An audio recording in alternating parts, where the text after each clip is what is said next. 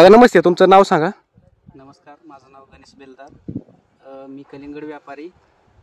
सोलापूर इथून मी कलिंगड घेतो, सोलापूर एरियात, सोलापूर जिल्ह्यामधून.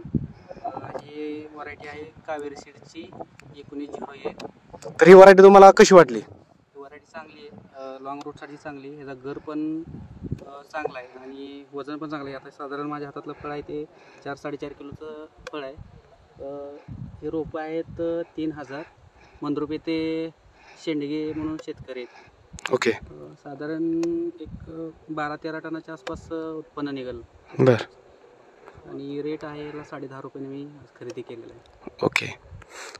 तरी लॉंग रूटसाठी पाठवण्यासाठी व्हरायटी कशी वाटते तुम्हाला? लॉंग रूटसाठी चांगली मजबूत व्हरायटी आणि ते म्हणजे थोडं लॉंग आहे त्याच्यामुळं मागणी पण जास्त आहे. ओके. एक ग्रेडची किती टक्के ह्याच्यामध्ये फळं निघले बरं? एक 85 ते 90% एक ग्रेडचं माल निघाला. ओके. एक ग्रेडचे 90% फळं निघून पण इथं तुम्हाला म्हणजे जे वेल वगैरे काय बसलेले आढळले का? दुसरी गोष्ट की म्हणजे वेल बसायचं प्रमाण कमी आहे याचं. ओके. आता सध्याला याला 61 दिवस झाले. ह्याला तुम्ही बघू शकता की म्हणजे कुठेही वेल बसलेला नाही आणि सेटिंग जी आहे ती चांगली आहे मालाची. ओके. बाकी तुम्ही सोलापूर जिल्ह्यातल्या शेतकऱ्यांना काय आवाहन कराल 1901 कावेरीच्या व्हरायटीबद्दल? शेतकऱ्यांनी अवश्य व्हरायटी लावायला पाहिजे. ओके, धन्यवाद.